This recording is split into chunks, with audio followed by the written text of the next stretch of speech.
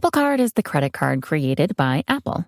You earn 3% daily cash back up front when you use it to buy a new iPhone 15, AirPods, or any products at Apple.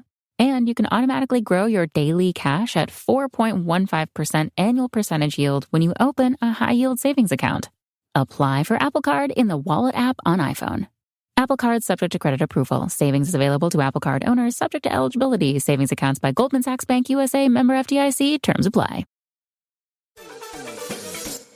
In sports, the scoreboard doesn't tell the full story, but Netflix does. Stories about dads who happen to be world-class quarterbacks and a battle for the heart, soul, and direction of the multi-billion-dollar business of F1. Whether you're a diehard fan or you're brand new, Netflix has the stories for every type of fan. You can watch these incredible sports stories like Quarterback, F1 Drive to Survive, Untold, and many more now on Netflix.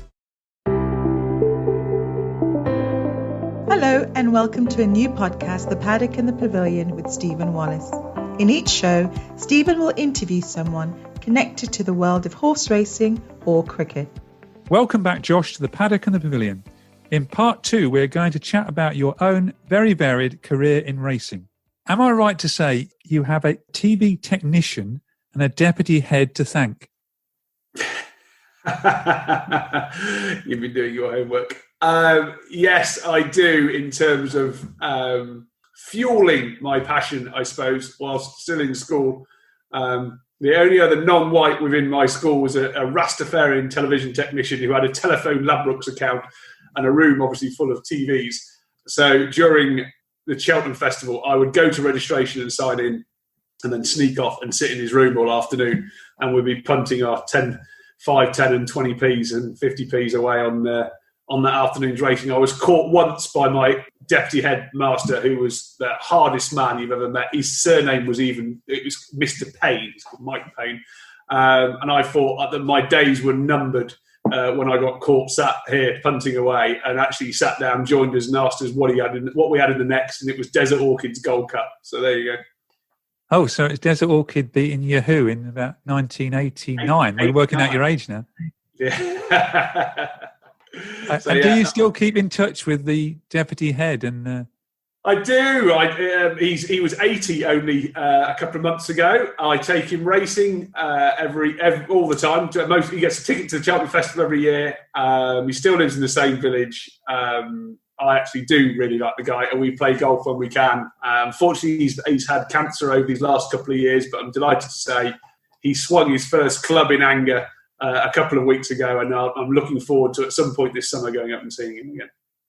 Oh, that's good to hear. So letting you watch Cheltenham, he now gets Cheltenham tickets out of it. So he thinks it's quite a fair deal that he's had sort of 20 years of club tickets to Cheltenham for letting me off one bollocking. Yeah. Well, you left school at 16 and you went to work for Martin Pipes. How far away were you living to Martin Pipes, and why Martin Pipe? Good question. I was living 230 miles away. I lived up in Nottinghamshire, on the border of Nottinghamshire and Leicestershire. Why Martin Pipe is an interesting one, because it's got a link to the Yahoo and Desert Orchid. And basically, Simon Sherwood had just stopped training. My dad had said to me, "Where are you going to go? Where are you going to go and work at 16?" And I said, "Well, Simon's just retired, and I'm going to write to him, and we can both start together." And off we go. And Dad turned around and he said, "I can see your logic behind that." He turned around to me and he said, "Who's the best?" And I said, "Martin Pipe." And he said, "Well, write to him." And I said, "You can't write to Martin Pipe." He said, "Yes, you can." He said, "Absolutely, let's write him a letter." So we wrote him a letter, and 2 or 3 days later, we get a phone call, and I remember my mum coming into the living room and saying, "Mrs. Pipe's on the phone." And I'm like, "Yeah, right," because we were a big wind-up family, and thinking it's coming Auntie Trish. And picked up the phone and went, "Hello," taking the absolute mickey. And "Yes, hello, Josh, it's Mrs. Pipe, and we'd like to come down for an interview." And 2 days later, I was down there, and I remember we drove down. It was a late one to go to. My dad was flying. He's a pilot, but an operations director for an airline based out of Birmingham at the time. And I caught the train. I left afternoon off school, trained to Birmingham. Dad drove down the M5 down to Taunton, got off, had the interview at like 7 o'clock in the evening, got offered the job on the spot, And I remember getting up to the top of Pond House Drive, and it must have been very random for two non-white 6-foot fellas getting out of the car and jumping up and down and cuddling each other that his son had got his first job. I remember it very clearly. So how long had you wanted to be a jockey then? Well, my strapline should be that I was too short to be a basketball player and too fat to be a jockey, and at 6 foot it was probably a bit of a weird one. But equally, I was a skinny 16-year-old, so I could get away with riding as an amateur for a few years. Always knew I was never going to be a professional jockey, but I just followed my dream. And I'm a great believer in passion over paycheck. As I look at the stuff that I'm doing now in terms of diversity, there's no commercial element to it at all. It's about passion, and you will always get further if you follow that route in life. Paycheck will catch up with you. You'll get there, but if you follow your passion, you'll never do a day's work, as they say. And did you ride some winners as well? I did. As Martin would, if you ask Martin or David, they'll say, yeah, he got bolted off with about 10 times. So, yeah, I rode 10 winners in total, but that was across the board, from pointing to under rules to America and all sorts of places. And when did you realise that you wouldn't make it as a jockey? I never really... It wasn't the sort of make it as a jockey, because I never aimed to be a professional jockey. I wanted to get as many rides as I possibly could. And I didn't really want to be a trainer either, but I loved horse racing, but didn't quite know what other options. And I think I really struggled for a couple of years, knowing where I fitted. And that wasn't on an ethnicity front, just sort of late teens. The rest of my mates had gone and done A-levels and gone to university. I did a year riding in America, which I felt was probably running away from the problem more so than anything else. And I came back and I applied for every job across the board in the sort of what I'd say the administrative and commercial side of the sport, the non-riding side of the sport, or the non-yard side of the sport. And the day I didn't get an interview for the administration assistant at Market Raisin Racecourse, I decided I needed to go and do something myself, and spent a year working out what that would be. And at age 21, I started my first business, which was called Racing Link, which had a unit that went around to every single, like a large trade stand that went around every racecourse, promoting everyone's promotional literature, weirdly. So it was like, it had the fixture list for all other race courses. It had horses for sale. It had a £10 free bet with Ladbrokes. It had trips to the Arc de Triomphe of horse racing abroad. So it had all, and everything on the unit was free for people to come and pick up, and we derived revenue from people placing their promotional literature there. So it worked. It washed its face. What I didn't realise is that I met so many people along the way. Every single racecourse head knew who Josh Apiafi was, and they knew that he'd turn up 2 hours before the first. He'd spend an hour putting his stand up. He'd be there 2 hours after the last. It didn't matter where it was, and he'd put it back in the van, and he'd drive off to the next place while still trying to sell the space, speak to people on the stand. And I think it was sharing my passion, which you could say every job I've done is about sharing the passion of horse racing. So Rewards4Racing now, it's got over 1 million members. It's a multi-million-pound business, which is great. But it's about sharing my passion of horse racing and getting more people to enjoy it. So that was where I sort of went and did it myself, to be honest with you, and went from there at 21. Well, you filled in a gap for me there. I didn't know all that, but did that then lead to you getting involved with Betfair? Absolutely. So one of my last clients who came on board, they were tiny.com, just started. It was the dot-com boom had been over. And I kid you not, my deal was for 6 months, and it was £6,000. £3,000 for 6 months. And they said, I spoke to this lovely lady on the phone, and she said, can we pay you in instalments to help cash flow? And I said, yeah, of course you can. So they paid me, so this is Betfair, they paid me £500 a month to take their promotional literature around about the exchange. And weirdly, at the end of that 6 months, foot and mouth hit, I had to close the business down. I had to remortgage my house to make sure we didn't go bankrupt or anything like that. And then I was in it again. I was sort of like, I've gone and tried it, but it's not worked and all this kind of stuff. And then not so long after, I got this phone call saying there's a there's an advert in the Racing Post this coming weekend for the director of horse racing and a head of marketing. Would you consider applying? And I was like, yeah, absolutely. And the rest, I have to say, is history then. We turned up and there was, 50 odd people down there, and I left when there was 1,500, and it was the most amazing 6 years of seeing a business grow. No, there was no book to read to tell you how to grow a business that quick, and we made some huge whopping mistakes, as well as it being a ridiculous success for both, I think, the consumer and for shareholders. And we were lucky enough that when you start with a tiny business like that they can't afford to pay you the market rate, so you get shares. So I was very lucky to get shares at that were 1p. There you go, and they turned out to be well worth it in the end. Let's put it that way. It means I can go and do hopefully some good stuff for the industry nowadays. Well, credit to you for taking the path that you did and following passions, as you said. I think your next move was to be the CEO of the Professional Jockeys Association. Yeah, absolutely. It was a difficult one, because how do you leave Betfair when Betfair we were flying along, but we'd turned from speedboat to Titanic. There was far too many people there, and interestingly, 2 years after I left, Breon Corcoran came in and got rid of about 600 people. So it just become quite fat, large, political, and because there were shares involved, people were very conscious of their jobs, and there was a lot of dead wood there that needed clearing out. So it was quite a tough one. And my wife said to me, she said, look, is there anything else out there that you would want to do? And I said, I've always fancied the jockey's job, the Professional Jockeys Association job. And she turned around and she went, okay. I said, but no, Michael Caulfield's been in it for years.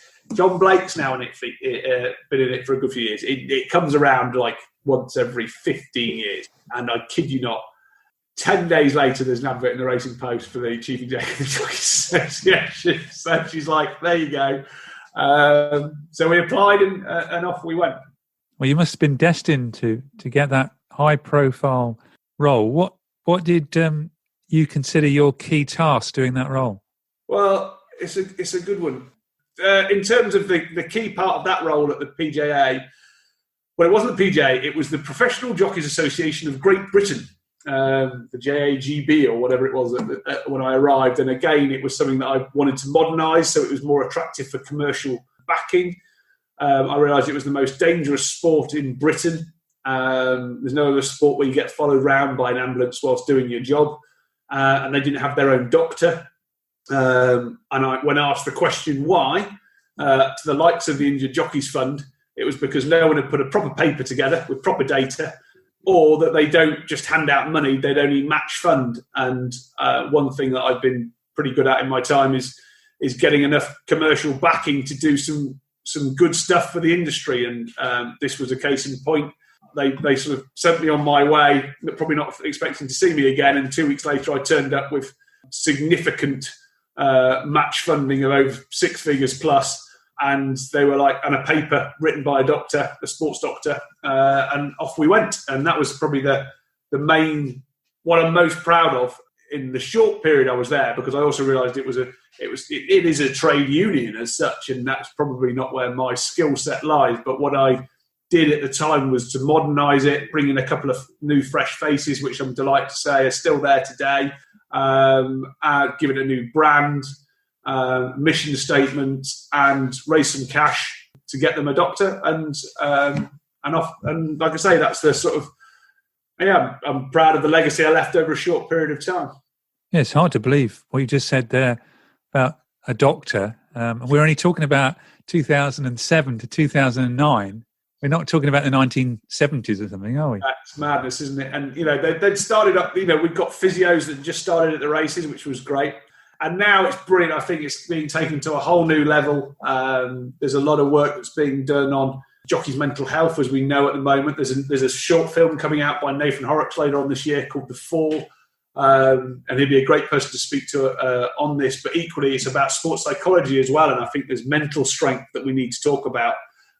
Yes, you could have Tony McCoy at one arm, that's the Iron Man, but he freely admits, if you read any of his books, that he could be find him in a corner crying his eyes out, doesn't mean he's any less or soft or anything like that. It's a lot of pressure on our sportsmen, and I think it needs talking about a lot more. So I think having a sports psychologist facility for jockeys, I know Paul Struthers does a fantastic job there at the PGA now, that it's definitely on near the top of his wish list in the years to come. Well, especially the bubbles everyone have been living in for the last 12 months, the effect of people mentally, I think it's going to come through when we do get back to normal as well. Absolutely. But then if you look, they were, nutritionally, their mindset and their knowledge base is far better. When I was riding, it was, you'd sweat, you wouldn't eat, you'd smoke. When I did the Jockey Association job, here you go. So I used to sit on what was called the Professional Players Federation.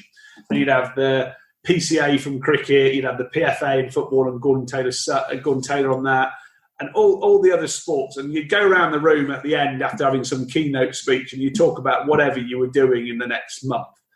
And I was the only sports head that turned around and went, I'm trying to sort out a smoking facility for my jockeys at the races in a sports council. It seemed completely ridiculous. And of course, if you go into the jockeys room now, there's hardly any jockeys that smoke whatsoever. But it just shows where the sportsman element of being a jockey has massively come forward when you see the likes of Tom Marquand and Holly Doyle now and what they put themselves through to be as fit to do the job as well as they possibly can. And after that, you started Rewards for Racing? Yeah, Rewards for Racing have been cooking in the tank for a while, to be honest with you. But I've also realised you might have the greatest idea in the world, but you've got to make sure that the market's ready for it. And I'm seeing that element as we speak here when I'm trying to promote diversity and inclusion across the sport. You've got to get your market warmed up and ready for it, or your customer base or your audience. And back in the mid-2000s when I was leaving Betfair, I looked at something similar to the Rewards for Racing platform, and because it was online ticketing based at its core, but back in the mid-2000s 20% of tickets were bought online. The rest were walk-ups, because remember, we're not like a Royal Albert Hall or a Wembley with seating capacity. There's like 5 meetings a year that are sold out, and even then they could just open up another enclosure. What we have got in racing, which is brilliant, is space. So that's the kind of thing. So I was like, this is really geared around a transactional database. And that changed over the coming 5 years. So when we actually launched in 2011, it flipped. It was 80% of tickets were being bought online. Now, why did it change? There were 2 reasons, in my opinion, why it changed. Those stats changed. One was the growth of music nights. And we went from, it used to be, as you know, Newmarket, it was Jules Holland, and they'd have their 7 events during the summer, and that was it. And then all of a sudden, I think it was like 300 music nights, I think, when we last had a normal year of fixtures and meetings. And people won't turn up to Jules Holland or UB40 or Tom Jones without a ticket. So, and they're far more used to purchasing tickets. So it drove the marketing that way, and it's far easier to service someone and also to market to them afterwards, of course, if you've got data capture along that purchasing journey. So we launched in 2011. Typical Josh tried to launch it across the board and found out that the politics within the industry was difficult and we wouldn't be able to do that. So we launched, a bit like Nectar did, it launched with Sainsbury's to start off with, and then it expanded its sort of partner base out from there. And that's what we did. We started with the Jockey Club, then we added York, then we added Arc, and later this year we'll be launching in Ireland, which should be, so it's brilliant. We've got a whole new jurisdiction, and we've got a team of around 35 to 40 that work in our offices in Burton-on-Trent in the Midlands.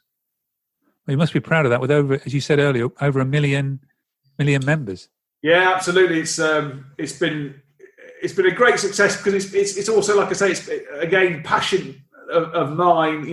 What it's been doing. It's in the last full year of crowds that we had, our members bought over 900,000 tickets. So it's around about a fifth of all tickets come from Rewards for Racing members. So it's ever growing. It's a bit. I'm hoping it's going to end up being like the rewards programs that you see of airlines and the likes. That the rewards program is as big as the airline in America in some respects, and I think this has got the potential to be it. And you can use it for racing TV day passes and subscriptions. You can use it for all sorts of different types of things. And that's why I need to expand it out more, probably the redemption store, to keep it all involved in horse racing.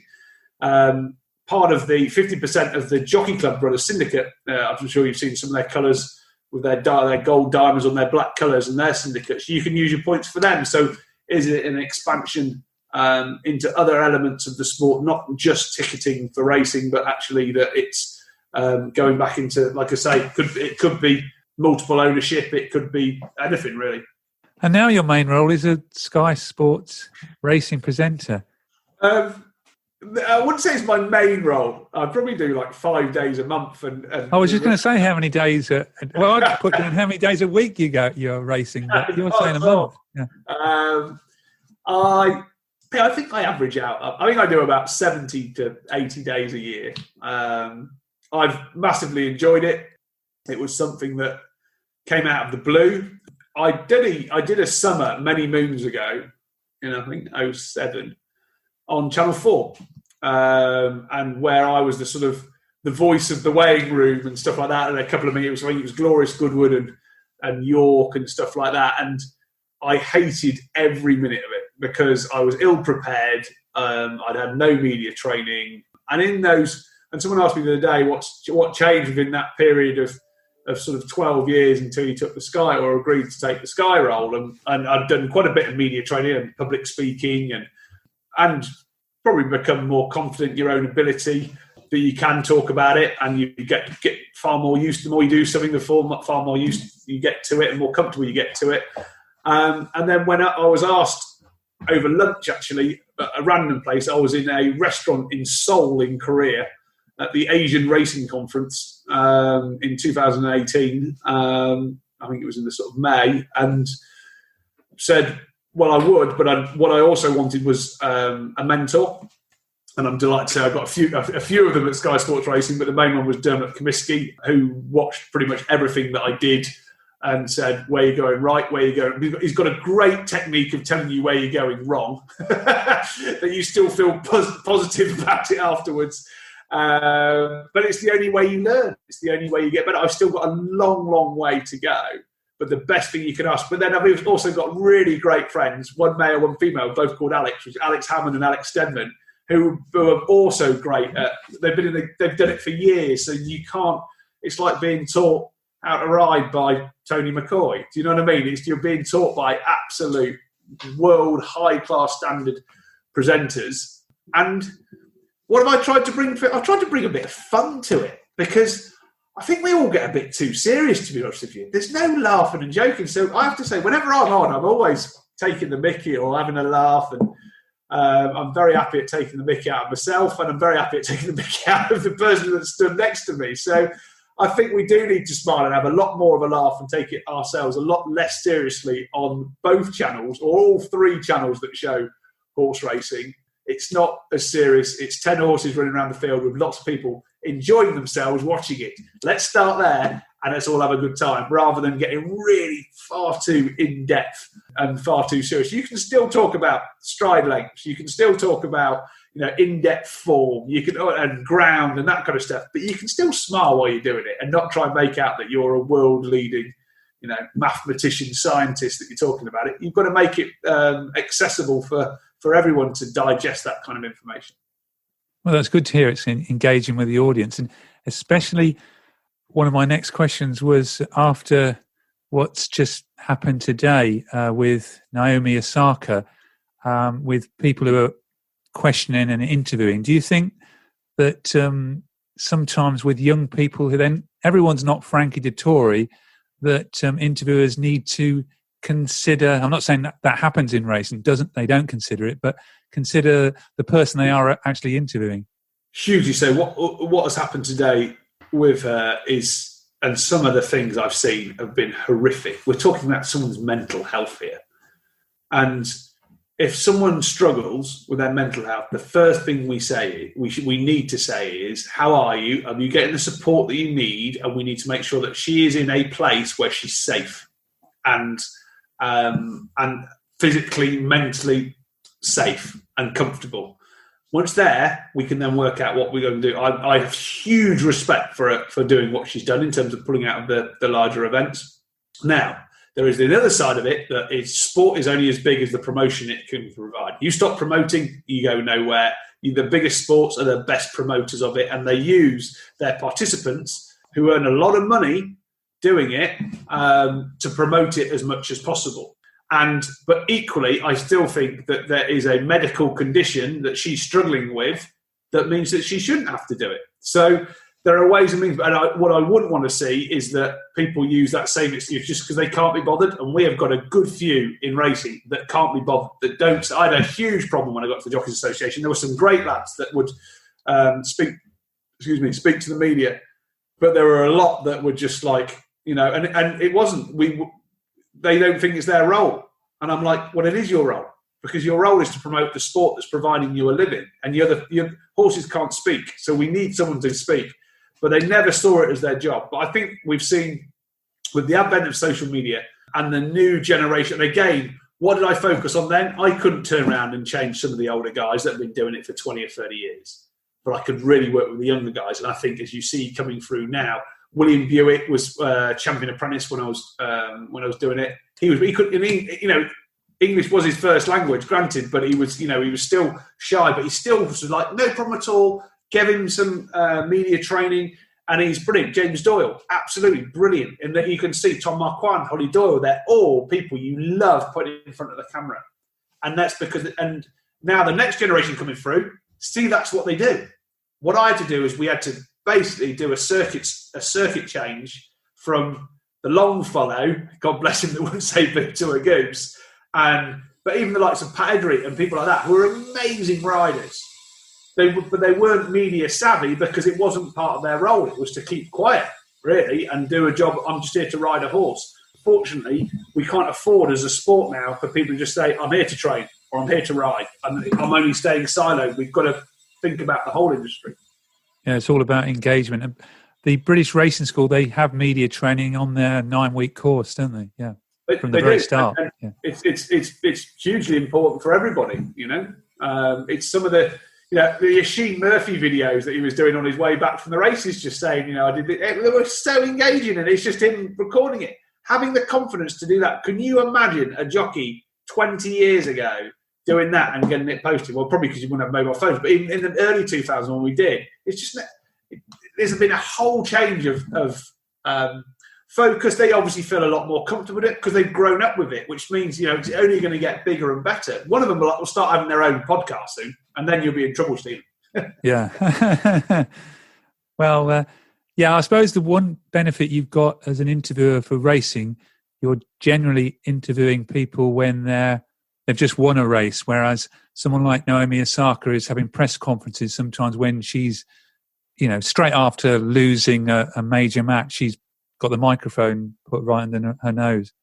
Absolutely. And there are a couple of things there that, they need to change what they look like. Because I looked at once when I was doing the Jockeys Association about bringing centralised contracts in that you, like Match of the Day, they have to send out someone to go and do that interview. And if it's not said player, then it's got to be if it wasn't Alex Ferguson, who I think refused to do it, they would send somebody else. But equally, we've got to look at, did we at a time have to start looking at it? Yes, we did. I think it was Nick Coward and I had various meetings on it. We decided not to go for it. We decided we'd do it a different way of, again, looking at the next generation coming through. I do struggle in the fact that we don't do enough beforehand, probably, in terms of those interviews. In terms of losers, it's all about the winner in most people's eyes in terms of horse racing. In those other sports, if it's only a two result sport such as tennis, well, then they're naturally going to go and shove it in the loser's face. We're not a 2-result sport. We've got so many other stories around it, be it the horse, the trainer, the jockey, the stable stuff, the owner. Whereas here, you're talking about one tennis player. So we've got enough content around one winner in our sport compared to other sports where it's just about one individual figure. Yeah, I think that's important because really it's sports like tennis and golf where it's just there's not quite the team involvement that you've got with all these other sports where you've got other people in your team that you can sort of lean on a bit where they're very much exposed and on their own. when they do well or do badly. Exactly. But again, in golf, you've got 120 players to start off with, 70 odd over the weekend. They don't, even though they video the guy who's come second or the female that's come second, they've won a shed load of cash. Yeah, they're a bit gutted they've come second, but they don't interview the person that shot 92 and shanked it out the park, who's in a complete bad mood. And that's the difference that between when you've only got two people there and say someone has had an absolute shocker and then they've still got to go and do that interview. Well, thank you for talking about that. I think it's important today after what's happened, because I don't think a world-famous tennis player pulls out of a Grand Slam event for no good reason. I think her bravest performance was sending that notification out far more than any other time. I think it was amazingly brave, and I'm sure she won't be. Her management team will make sure that she doesn't see half the comments those negative, horrible things that have come back, because I think she needs help, and because equally it's not the press conference is the small element to it. It's about dealing with life, and life is such a high public figure as the star that she is. And she lives in that world, and it's a very difficult world. I'm sure. I don't know. I've not been there, but it wouldn't entertain me living there. I can tell you. No, me neither. And what other jobs has Josh Apiafi got lined up now for the rest of your racing career? I don't suppose you've got any idea where you'll be going in the different sort of trails you've taken over the last 25, 30 years. I mean, who knows where you'll be? I don't know. Yeah, exactly. I don't know where I'll be. I think I've got a lot of work to do I think my calling is the diversity and inclusion and wellness. One of the things I brought out or campaigned for and got through last year was the Jockey's Recognition Badge. And that was so that any jockey that lost their claim could get a badge that could come back racing again. And it was after we sadly lost Liam Treadwell and James Banks. James was a friend. He wasn't a close friend, but he'd been to our house a couple of times for dinner and stuff like that. He was a great guy, and it really hit us hard. And I was like, well, how can we do more for jockeys' mental health? And this one was, when you speak to Alcoholics Anonymous, the reason why Alcoholics Anonymous is so successful in terms of changing people's lives is that people are going to share their experiences with other people that are in the same situation. And that was the reason why we wanted to, if jockeys were struggling with their mental health, that they were going to share it with people who are going through the same thing or live in that world. And if you retired, the following day, you'd be ringing up a racecourse to see if you can get a free badge. You're not allowed in. I mean, and it was like, not only have you just stopped your job you've been doing and been dedicated your life towards, you weren't allowed in. And you weren't allowed, a security man would stop you going in the house, the weighing room that you've been in for your entire career. So it was to work out how we can make it more open and they don't feel sort of cast away out the industry when they do retire.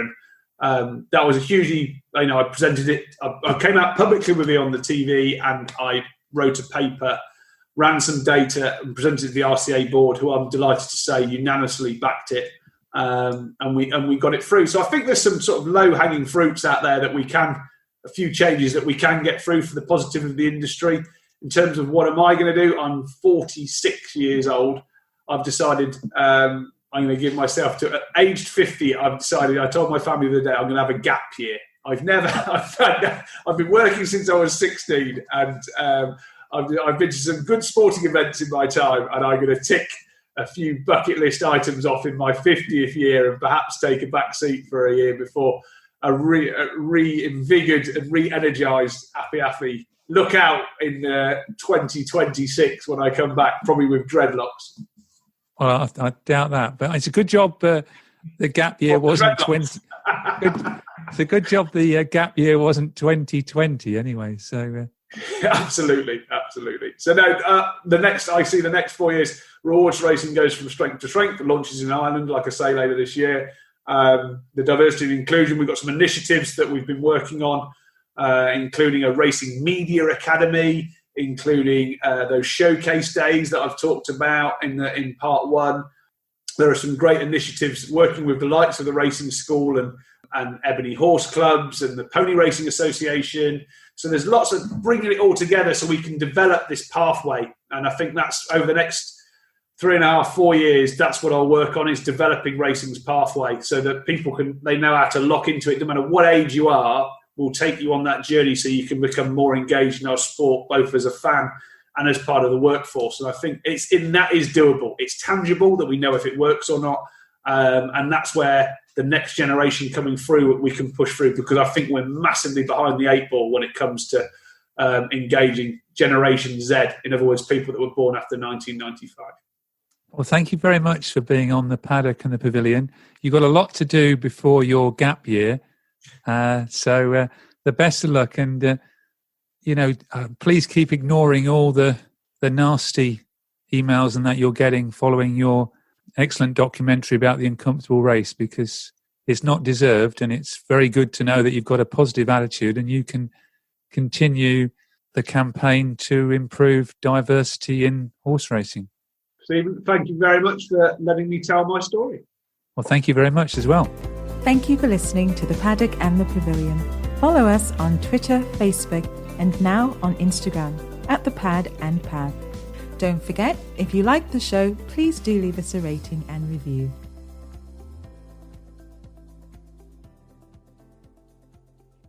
Sports Social Podcast Network. Judy was boring. Hello. Then Judy discovered ChumbaCasino.com. It's my little escape. Now Judy's the life of the party. Oh, baby, mama's bringing home the bacon. Whoa, take it easy, Judy. The Chumba life is for everybody. So go to ChumbaCasino.com and play over 100 casino-style games. Join today and play for free for your chance to redeem some serious prizes. ChumbaCasino.com. No purchase necessary. Void where prohibited by law. 18+ terms and conditions apply. See website for details.